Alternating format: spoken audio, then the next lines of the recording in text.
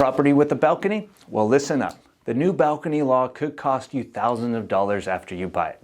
Sam Fernley here with True Door Property Management, creating content for property owners and realtors here in Southern California. Please like and subscribe if you find the content enjoyable and informative.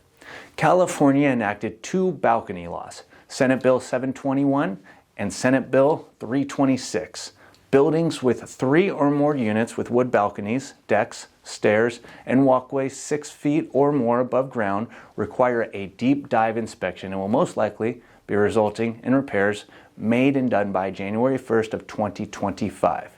This deep dive inspection cannot be done by just anyone. If you have an HOA, they will need to hire a licensed engineer to inspect the entire complex. Then once the report is completed, it must get bids for any needed repairs. But don't forget the COVID-induced material shortage and supply chain challenges.